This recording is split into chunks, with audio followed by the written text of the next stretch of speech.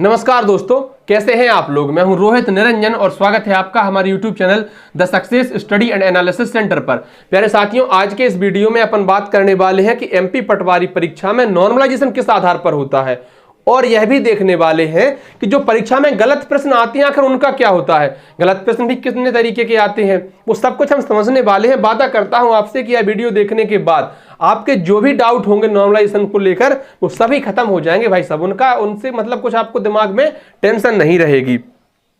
जो नॉर्मलाइजेशन होता है वो क्या होता है, जिनको पता नहीं है वो जान लो कि जो एक से अधिक शिफ्ट में पेपर होता है या बहुत दिन तक पेपर चलता है।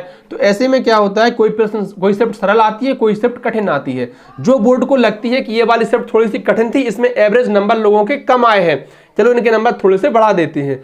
या कोई शिफ्ट ऐसी जो बोर्ड को लगती है कि ये शिफ्ट बहुत सरल थी, एवरेज नंबर इनके बहुत ज्यादा आए हैं, चलो इनको थोड़ा सा कम कर देते हैं ताकि सामान्यीकरण हो जाए, नॉर्मलाइजेशन हो जाए, सबकी बराबर बराबर नंबर हो जाए उनकी क्षमताओं के आधार पर ऐसा नहीं है कि वो अपने मन से ये सब कर देते होंगे। इसके लिए बाकायदा एक नियम है, एक सूत्र है, एक फॉर्मूला है, उसी को फॉलो करते हैं, उसी के आधार पर ये पूरी प्रक्रिया होती है।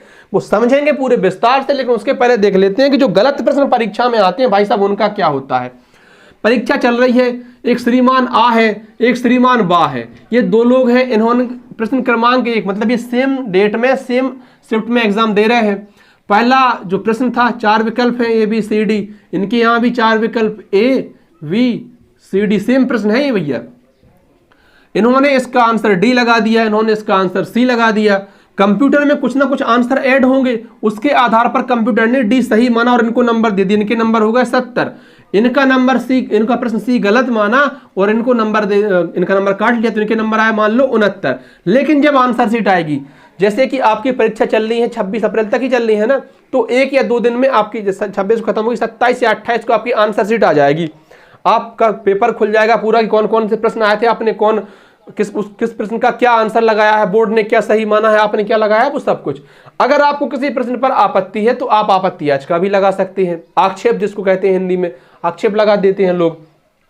अब मान लीजिए इनको लग रहा था कि नहीं यार सी सही है, इन्होंने इसको आक्षेप लगा दिया कि कमेटी बनी, उन्होंने विश्लेषण किया, जांच की और उनको लगा कि यार वास्तव में इसका आंसर सी ही सही है, ये हमसे गलती हो गई, तो इन्होंने जो डी अभी सही किया था इसको गलत मान लिया। अब इनके नंबर कितने बचे, आप कहेंगे कि नंबर तो भाई साहब 69 बचे, और इनके नंबर जो अभी इसको गलत माना था इसको सही मान लिया तो एक नंबर बढ़ गया, इनके नंबर अब 70 हो गए। तो इनके नंबर 70 से 69, इनके 69 से 70 ये अंतर हो गया। ठीक भाई साहब, परिस्थिति ये भी बन सकती है अगर किसी ने ए और बी लगाया हो तो इनका तो पहले भी गलत था और अब भी गलत है, इनके साथ तो कुछ हुआ नहीं है।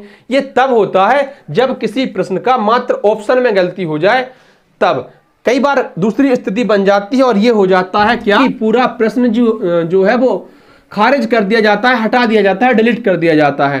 तो पेपर जैसे अभी 200 नंबर का है और उसमें 2 प्रश्न हटा दिए गए, कितने का बचेगा, आप कहेंगे 198 का बचेगा। अच्छा ऐसा भी होता है, जी हाँ बिल्कुल होता है। किस आधार पर होता है उसका भी एक नियम है कि प्राप्तांक। प्राप्तांक का मतलब होता है कि आपने कितने अंक प्राप्त किए हैं इस परीक्षा में, प्राप्तांक बटे कुल प्रश्न। अच्छा अब हम इसको चाहे कुल प्रश्न लिख ले चाहे कुल अंक लिख ले, क्योंकि दोनों ही बातें सेम है, एक प्रश्न 1 नंबर का है। जहां पर ऐसी स्थिति ना बननी होती वहां थोड़ी सी दिक्कत है। कुल प्रश्न माइनस गलत प्रश्न,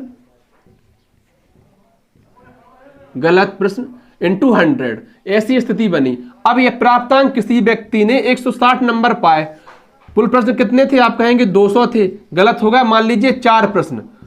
और जब ये कैलकुलेशन हम करेंगे तो हम देखेंगे कि उस अभ्यर्थी के नंबर जो हो जाएंगे वो 163.26 नंबर हो जाएंगे एक कैलकुलेशन करने के बाद।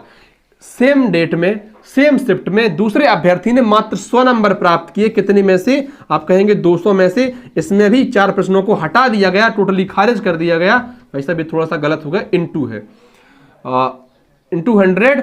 अब क्या हुआ इनके साथ, तो इनके जो नंबर बढ़ेंगे वो 102.04 हो जाएंगे, 102.04।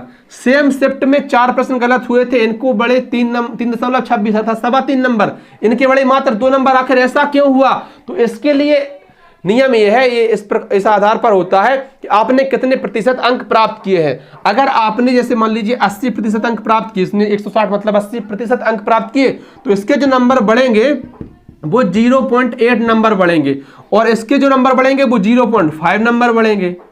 तो ये चलता है।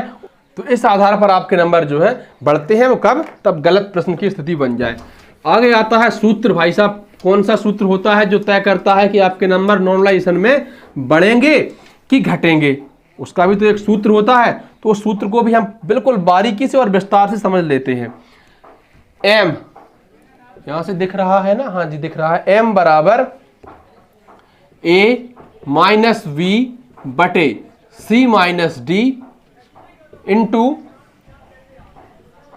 o minus d plus v, ये होता है सूत्र। और ये सूत्र तय करता है कि नॉर्मलाइजेशन में किसके नंबर बढ़ेंगे, किसके नंबर घटेंगे। अब आप कहेंगे भाई आपने सूत्र तो बता दिया, अब इसका उपयोग ही बताओ। तो जो m का मतलब है कि नॉर्मलाइजेशन के बाद आपके अंक, m बराबर नॉर्मलाइजेशन के बाद आपके अंक। a का मतलब है कि सभी पालियों में टॉप 0.1%, जो शुरुआती 0.1% लोग होंगे उनके औसत अंक। b का मतलब हुआ कि सभी पालियों में सभी अभ्यर्थियों के औसत अंक और उनका मानक विचलन का योग। a का मतलब क्या था कि जो ऊपर के सभी पालियों में जो ऊपर के 0.1% लोग हैं उनके औसत अंक। और b का मतलब हुआ कि सभी पालियों में सभी अभ्यर्थियों के औसत अंक और उनके मानक विचलन का योग।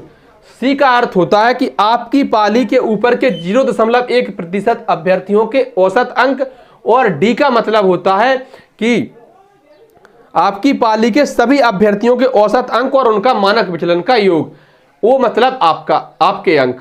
तो इसके आधार पर तय हो जाता है कि आपके नंबर बढ़ेंगे कि घटेंगे। अब ऐसा नहीं है कि मजाक मजाक में वो सब कर देते हैं, ये पूरा सूत्र होता है। इसी पैटर्न के आधार पर यह तय किया जाता है कि नंबर नॉर्मलाइजेशन में किसके बढ़ेंगे, किसके घटेंगे।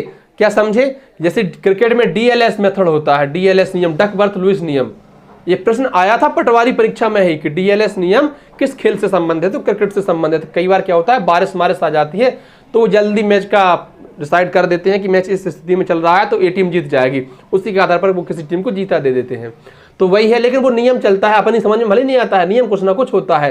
ठीक वही पैटर्न यहाँ पर है, इनका नियम होता है। अब अपने पास डाटा कहाँ से आएगा कि भैया ऊपर के टॉप 0.1% लोगों के औसत अंक कितने हैं, उनका मानक विचलन कितना है, क्या कितना, हमें कहाँ से पता है? तो सारी जानकारी बोर्ड के पास होती है। तो वही तय करते हैं कि औसत अंक, माफ करिए, नॉर्मलाइज्ड अंक क्या होंगे, किसके नंबर बढ़ेंगे, किसके नंबर घटेंगे। उम्मीद करता हूं प्यारे साथियों वीडियो आपको अच्छी लगी होगी। अगर वीडियो आपको पसंद आई हो तो अपने साथियों तक भी साझा कर दीजिए। निवेदन छोटा सा है कि अपने चैनल को सब्सक्राइब भी कर दीजिए। और हाँ, बड़ों का सम्मान करें, छोटों को प्यार दें, अपना व्यक्तित्व इस प्रकार से विकसित करें कि महिलाएं आपके साथ सुरक्षित महसूस कर सकें। बहुत बहुत धन्यवाद प्यारे साथियों।